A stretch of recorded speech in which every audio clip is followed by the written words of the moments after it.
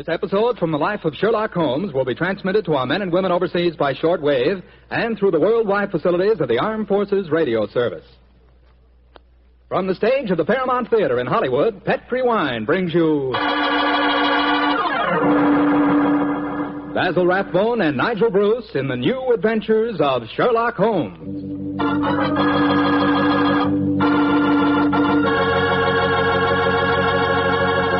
The Petri family, the family that took time to bring you good wine, invite you to listen to Dr. Watson tell us about another exciting adventure he shared with his old friend, that master detective, Sherlock Holmes. You know something? If right now it were possible for me to ask every one of you what you had for dinner this evening, I'll bet a good many of you would say chicken. Chicken is an all-American favorite. But boy, you just haven't tasted chicken till you've tried it together with a glass of well-chilled Petri California Sauterne. Petri Sauterne is a perfect mealtime wine, just made to go with chicken.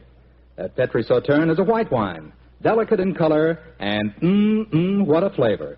A flavor that comes right from the heart of luscious, sun-ripened grapes. You can just taste those wonderful grapes. And I'll tell you something, that Petri Sauterne is pretty much on the terrific side when served with fish or any kind of seafood, too, and that's a fact. But say, whenever you serve that Petri Sauterne, remember you can serve it proudly, because the name Petri is the proudest name in the history of American wines.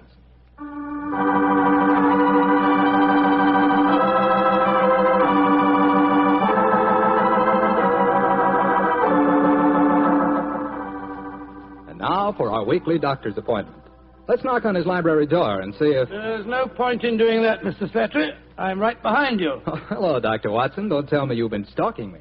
No, my boy, I was on the patio and I heard your footsteps, so I thought that I'd come in and fetch you.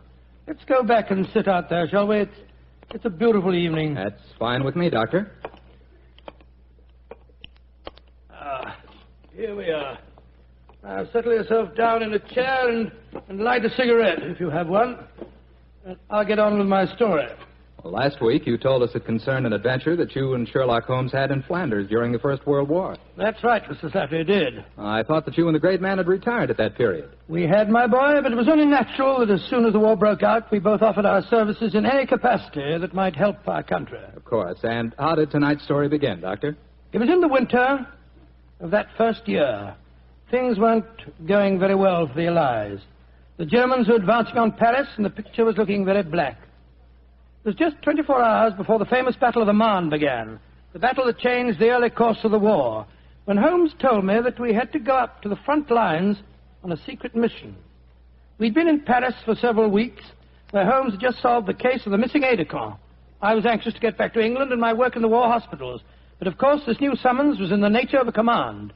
And so, late on a rainy September afternoon, Holmes and I, with the boom of gunfire in our ears, found ourselves in the front seat of a staff car, sloshing and jolting its way towards the battlefield. Am I driving too fast for you, gentlemen? No, Sergeant, not at all. No, you're doing a splendid job. Oh, my man, look out, considering the state of the road. Thank you, sir. Hello? The gunfire's getting nearer, Holmes. Yes, old fellow. I imagine we haven't much further to go, have we, Sergeant? No, sir, we're nearly there. Did you notice the two civilians in the back seat, Holmes? Yes. Handsome woman and a distinguished-looking man several years her senior. I wonder who they are. I'll tell you. He's a Shakespearean actor of some note, though he never achieved the fame to which he thinks he's entitled. I shouldn't be at all surprised if he feels that he's been slighted in not receiving a knighthood. But, Holmes, that's amazing. How can you possibly deduce all that from just looking at the man as we got into the car? Elementary, my dear fellow, I didn't deduce it. We saw him twice last year in the London Theatre, if you remember. What? His name is Maitland Morris. As for his biography, he's a friend of my brother, Mycroft's. He told me about him. Well, what do you suppose he's doing up here near the front line? His brother is General Sir Stanley Morris, who's in command of this particular front, and it would seem reasonable to presume that his brother has come up here to give a performance for the front-line troops. I suppose this hut is as far as we can drive, Sergeant. I'm afraid so, sir. We're 4 miles from the front line now. You'll have to clear your papers here. See that ruined farmhouse there, sir? Yes, Sergeant. Is that the General's headquarters? Yes, sir. Come on, Watson. Good Lord, it's pelting with rain. Yeah, let's make a dash for it.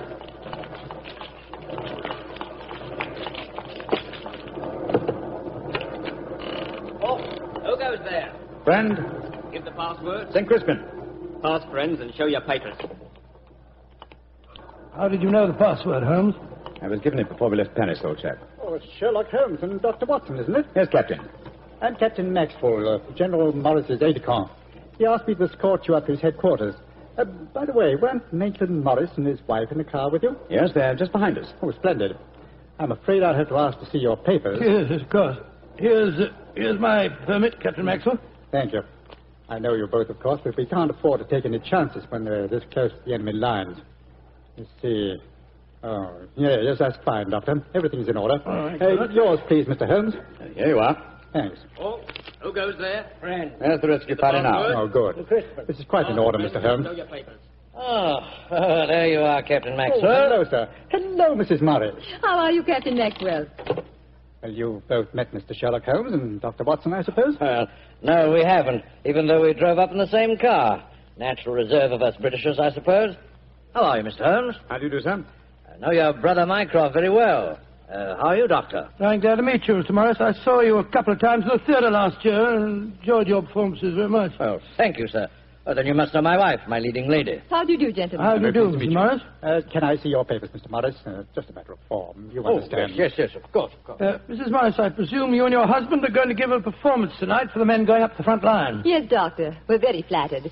They've asked us to do some Shakespearean scenes. Oh, yes. Although I should have thought something a little lighter would have been more appropriate. The General, he's Maitland's brother, you know, seemed to think differently. Well, my dear, show Captain Maxwell your papers.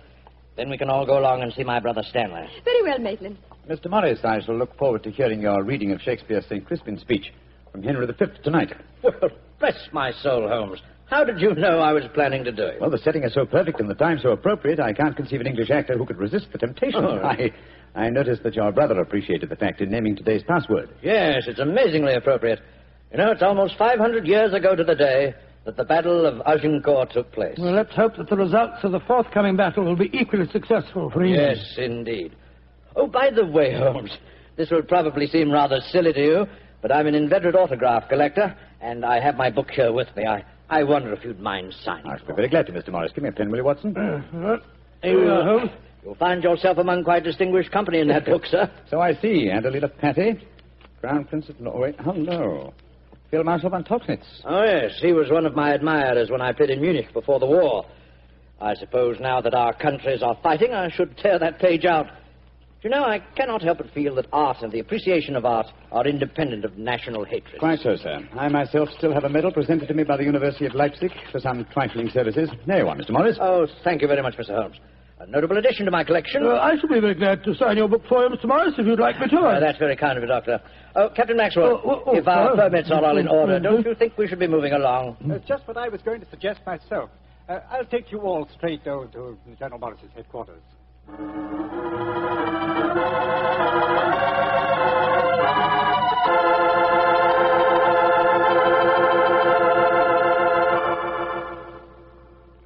General Morris, may I introduce Mr. Sherlock Holmes and Dr. Watson? How do you do, sir? How are you, General? How do you do? Know a lot about you.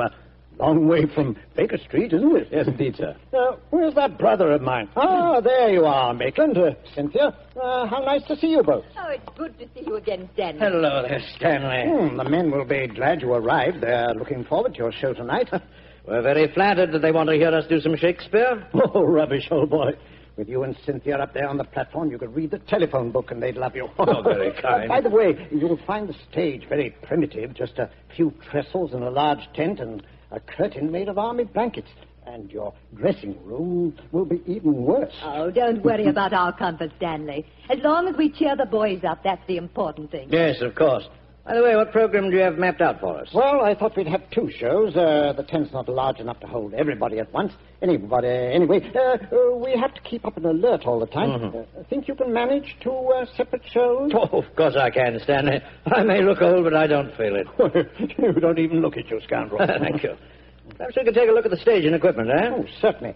Captain Maxwell, take them over to the tent and show them what the facilities are, will you? Right, will you follow me? Oh, yes, of course. See you later, Stanley. Come along, my dear. All right. I'm glad you're here, Holmes. I'm sure I can speak quite freely in front of Dr. Watson. Oh, yes, with perfect freedom, sir. He's my colleague, He's an old army man himself. Really? What regiment, Doctor? The 5th Northumberland Fusiliers, sir. Later attached to the Berkshires in Afghanistan and wounded in the Battle of Mainwan. Really? Oh, then I'm sure I can speak freely in front of you. Holmes, you know why you're up here so near the front line, don't you? I have a very shrewd suspicion, sir. Yeah, I thought you had. That's why I asked for you to be sent here. You asked for me to be sent here, General. Yes, I think I understand. Well, I wish I did. You will, Doctor, in due time. In the meanwhile, gentlemen, I'll have an orderly show you to your quarters. Thank you, sir. And, Holmes, take a look around, will you, and keep your ears open. We're comparatively a little distance from the German front lines, and yet there's a very puzzling silence just now. Yes, I noticed that, sir. And half an hour ago, on our way up, there was quite a lot of shelling. Exactly. It's unnatural and rather frightening at a time like this. You see, we're attacking at dawn. The enemy might be trying to infiltrate spies, and the whole success of this battle depends on a surprise attack. I quite understand, sir. Come on, Watson.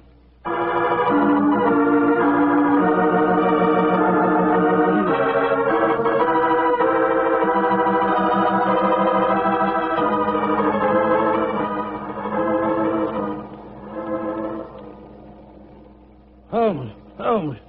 The first performance starts in a few minutes, you know. They're all there waiting. Why are we tramping about out here in the mud and the rain? I thought a pipe or two in the open air would clear our brains. Yes, a pipe in the open air is one thing, but a pipe in a downpour of rain is another. Was it raining? Oh, didn't even notice it. I was listening to the silence. What do you mean? Thousands upon thousands of Germans. Armed Germans. Full of a blind fanatical hatred and desire to kill. Are crouched in trenches only a mile or two from here. Surrounding us are an equal number of English boys, also armed.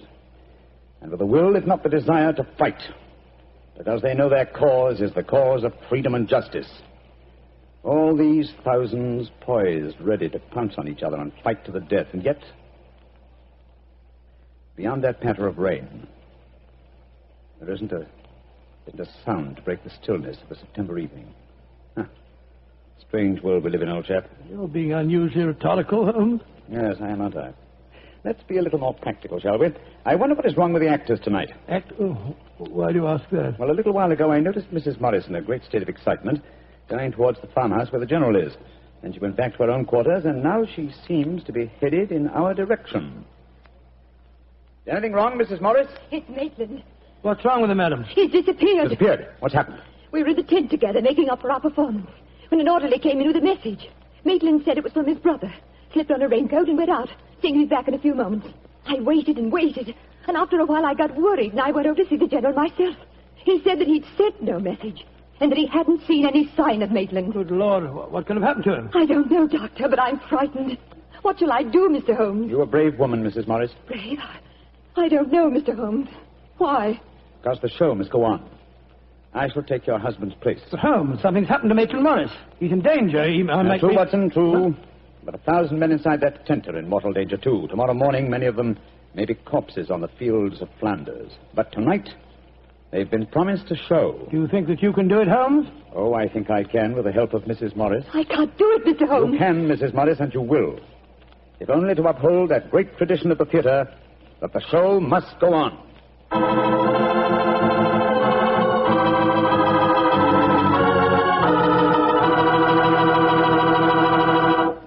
Well, the rest of Dr. Watson's story in just a few seconds. Time I'd like to take to tell you that if you've got a butcher who has meat and you've got the points to get that meat, don't forget to bring home a bottle of Petri California Burgundy. Tell you why. That Petri Burgundy is a rich red mealtime wine that's wonderful with any meat or meat dish. That's a fact. Petri Burgundy can make a banquet out of a hamburger. And boy, Petri Burgundy and old-fashioned Irish stew are bosom companions. Just get yourself some Petri Burgundy and share it with your family. Petri Burgundy is the best friend a good meal ever had.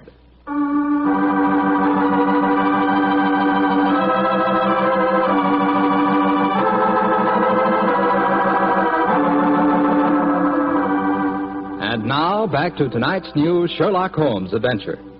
It is just before the Battle of the Marne in the First World War, and Sherlock Holmes and Dr. Watson are at headquarters a few miles behind the front-line trenches. A famous Shakespearean actor who was to give a performance for the troops has mysteriously disappeared, and the great detective has taken his place at the last minute. As we rejoin our story, Sherlock Holmes, alone on the improvised stage, is delivering a Shakespearean speech before a spellbound audience. Happy breed of men, this little world, this precious stone set in a silver sea, which serves it in the office of a wall or as a moat defensive to a house against the envy of less happier lands. This blessed plot, this earth, this realm, this England.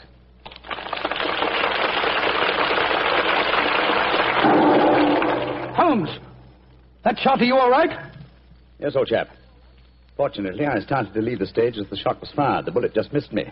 I heard it splinter some wood nearby. But who on earth would want to shoot you? That's what we've got to find out, though I think it more likely that the shot was intended for me. It was not intended for me, but for Maitland Morris, the man for whom I'm substituting. Well, even so, who'd want to shoot him? Oh, don't ask me so many questions, old fellow.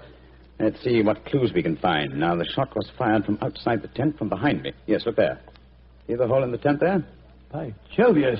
The footlights would outline your shadow on the back of the tent.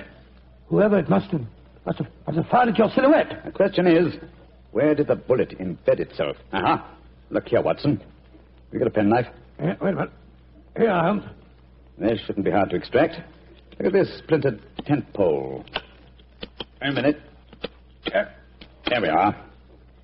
Excellent. Huh. Very interesting. Oh, what's so interesting about it? Just a revolver bullet, isn't Oh, no, it? it isn't, Watson. Huh? It's far from just a revolver bullet. This bullet was fired from a German Luger pistol. A German pistol? There must have been a spy here behind our lines. That's a reasonable enough assumption. Yes, we may be sure that no English soldier would carry such a weapon and face inspection. Come on, I want to talk to Mrs. Morris.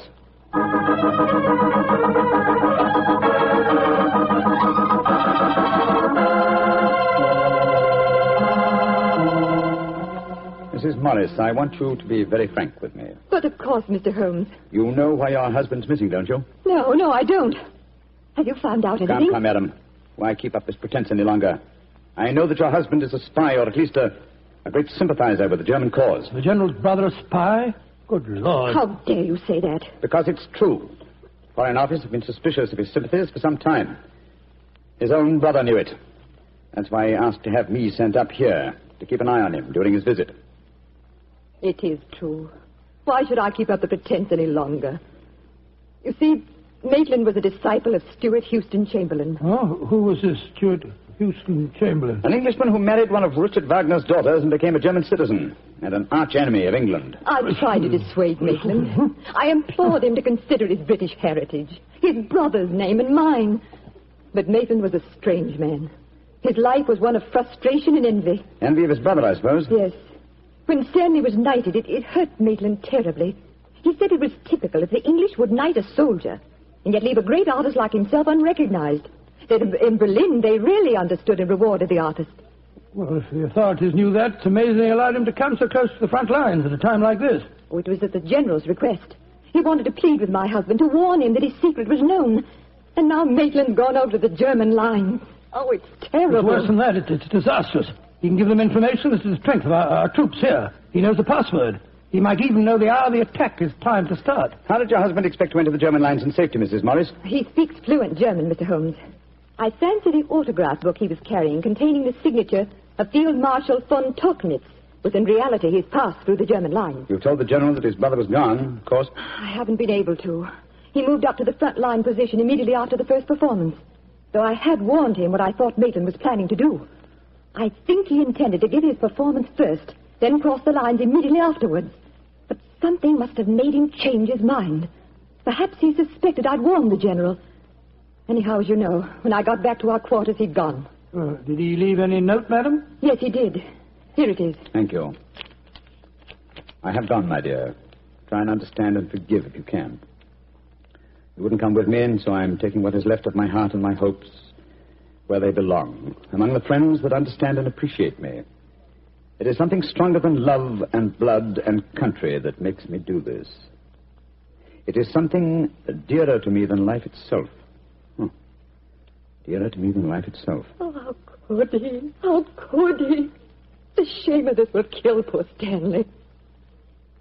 Mr. Holmes, will you break the news to him? I know it's cowardly of me, but I just can't tell him myself. Don't worry, Mrs. Morris. I'll tell him. Dr. Watson and I will ask Captain Maxwell to escort us to the General's frontline headquarters. In the meantime, try and keep calm. We'll tell him. If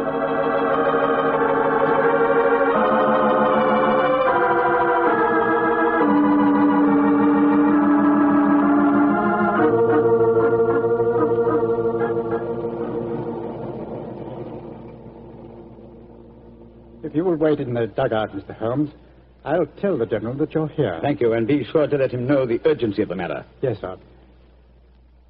Holmes, this is a dreadful business. Yes, it is, Watson. Though if my plans work out correctly, I think the success of tomorrow's battle may not be imperiled. What plan? Listen. You know, Holmes, a strange silence from the German lines since we came here might be accounted for by the fact that they knew Maitland was making his getaway. They wouldn't want to risk wounding such a valuable spy. Quite possibly. What I still don't understand is who shot at you with a German pistol and why. You're being very dense, old fellow. Surely it's obvious that... There comes General Morris now. Poor devil. This is going to be a dreadful shock to him. Hello, Holmes. Dr. Watson? General Morris, I'm afraid that I've bad news for you. Your brother has gone over to the German lines. Maitland did go there. I should have put him under an armed guard as soon as he came here, but I thought I could reason with him, appeal to his sense of honor. Instead of which you tried to shoot him, sir, but fortunately for me, you missed. You see, I took his place at the first performance. But that shot was fired from a German pistol. True. That was when I first knew the General had fired the shot. But I still don't see how you could now. Only a high-ranking officer, not subject to inspection, could carry a non-regulation firearm. You're an old army man, you should know that. In any case, you'll observe that the General carries a Luger at his waist. Great heavens, Holmes, I thought I was firing at Maitland. I had no idea that it was you. You intended to kill your own brother, sir? Yes, and I'm sorry I failed. I'd rather see my brother dead than alive and a traitor to his country. But now he's safely in the German lines. Heaven knows what secrets he may be imparting. One thing we can be certain, our chance of a surprise attack in the morning is gone. Possibly not, sir. Oh, what do you mean? You see, I took the liberty of altering your brother's credentials quite extensively. How, Holmes? I knew of his German sympathies. Mycroft had given me a great deal of information about him, and so I took it on myself to decide that it was unsafe to allow him so near the enemy lines with his own identification on him. Well, what did you do, Holmes? I took the liberty, sir, of stealing his autograph book, the one containing the magical signature of Field Marshal von Tauchnitz. I have it in my pocket now. I think we shall find within its pages a code concealed in the various autographs, giving valuable information to the enemy. Good Lord. I also switched military permits on him. I felt that in the event that he did go over to the German lines, his welcome might be less cordial if they were under the impression that they'd captured Sherlock Holmes. To make that identification doubly sure, I also slipped in his pocket a slight souvenir of my own. Right, Joe Holmes, you mean that medal that was presented to you by the University of Leipzig? Exactly, old fellow. I no longer wish to own a decoration given me by a country of barbarians, and it seemed a rather neat and effective way of returning it to them. So the Germans will think they've captured Sherlock Holmes? Yes, sir, and unless I'm much mistaken, he'll receive very short shrift at their hands. Yes, they hate you. There's your answer, sir. I'm sorry. Well, don't be sorry, Holmes. It's better that way. Now his secret can die with him. Excuse me, sir. Yes, Maxwell, what is it? Would it be in order for me to return to headquarters now, sir? It's very nearly time for the second performance, and I've still been unable to trace the whereabouts of your brother. Well, my brother will not be acting tonight, I'm afraid. Holmes, I wonder if I might ask you to take his place once again. If you want me to, General. I do. Maitland had planned to do the St. Crispin speech from Henry V. He knew how much I loved it. I realize that, sir. When I was told the password up here. Well, can you remember the speech, Holmes? Oh, I think so. At any rate, I can try. Then do it for me, my dear fellow, will you? For me. I'll be very proud to do it, General. Goodbye and good luck. Thank you, Holmes. Captain Maxwell, take them back to headquarters, will you? The men will be waiting for the performance.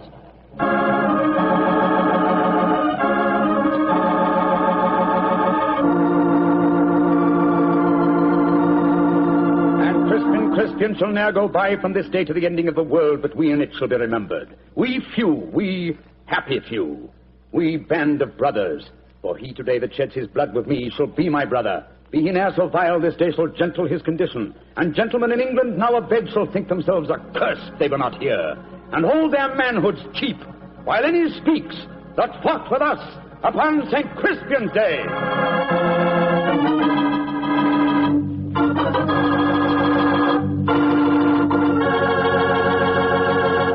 Well, Doctor, that was a bit of an exciting adventure you You told. know, I can still remember that awful feeling I had when I heard the shot in the tent and realized someone had tried to kill Holmes. He did have a narrow escape, didn't he? Well, Holmes always said there was no such thing as a narrow escape. He said you either escaped or you didn't. If you did, well, why worry? And if you didn't, you couldn't worry. So what? Quite a philosophy. I'd like to discuss it with you further. Over a bottle of wine? How else? What kind of wine? Naturally. Naturally. You couldn't ask for a more delicious wine than Petri. That's because the Petri family knows how to make good wine. They ought to. They've been making fine wine ever since they started the Petri business way back in the 1800s.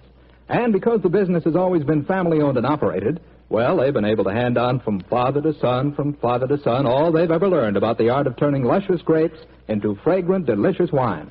That's why no matter what type Petri wine you buy for any occasion, you can be sure it's good wine because Petri took time to bring you good wine.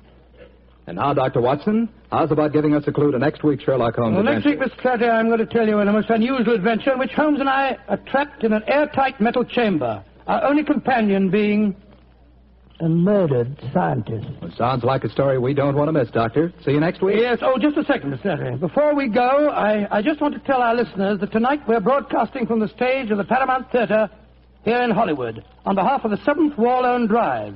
The ticket of admission to the theater was a war bond. I'm mentioning this to remind you, our friends, that you have an important part to play in making the 7th War Loan a success. Buy more and buy bigger bonds than ever before. They're needed to pay for new super forts, new jet-propelled fighters, newer and bigger weapons to lick Japan.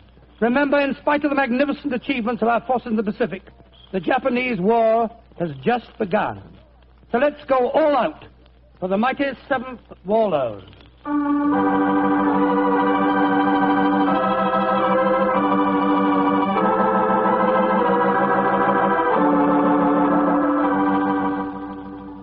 Tonight's Sherlock Holmes adventure is written by Dennis Green and Anthony Boucher and is based on an incident in the Sir Arthur Conan Doyle story, The Adventures of the Blanched Soldier.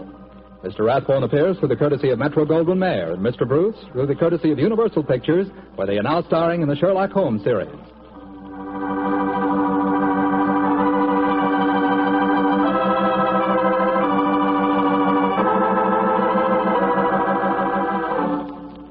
The Petri Wine Company of San Francisco, California, invites you to tune in again next week, same time, same station. Oh, the Petri family took the time to bring you such good wine. So when you eat and when you cook, remember Petri wine. To make good food taste better, remember... Petri